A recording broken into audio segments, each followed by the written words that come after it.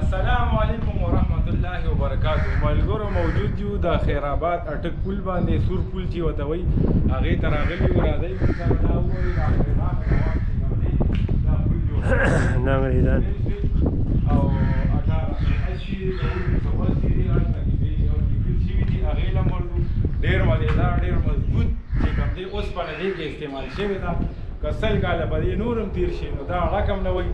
په دې کې چې کوم اوسپنه یوز شوې ده کوم ریپورټ پکې استعمال شوی کوم پیپ پکې استعمال شوی دی ډېر مضبوط دی.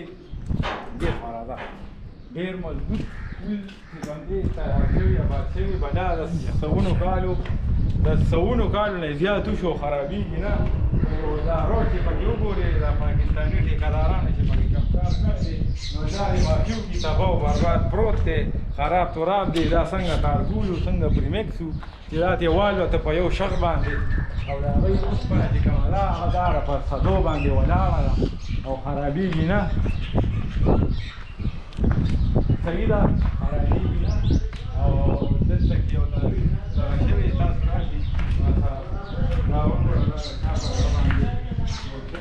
دا د پخواني پل دی. دا دی ISR Westwood Bailey and Co. Engineers and Contractors London England 1880 په 1880 کې دا آباد شوی دی. او نو ملګرو دا وګورئ دا د انګریزانو د وخت چې کوم دی پل دی او ښه مضبوط دی. او تاسو ته مونږ هغه ځای هم وښولو.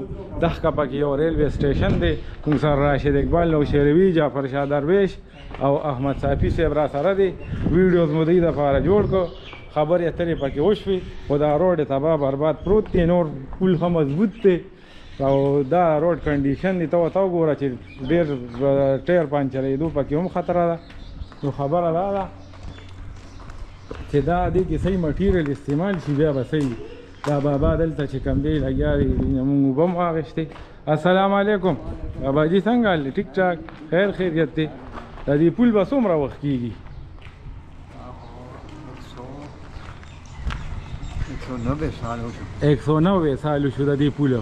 ها ها ها تاسو دلته اوبه خرڅوئ دا؟ ها ها جي ها دا بابا دی 190 سال شو. ستاسو څه نوم دی جي؟ جمیل مو نوم دی؟ ها ها دا ښه جي د پل نه هغه سایډ ته چې کوم دی دغه دی کې پیکې او دا سایډ چې کوم دی دا پنجاب دی. هغه سایډ کې پیکې کې راځي او دا پنجاب کې راځي. دا پکې یو ریلوے سټیشن او دغه دی. نو دا هم تاسو سره بیا شریکوو انشاءالله مونږ سره اوسېږئ. صحیح ده.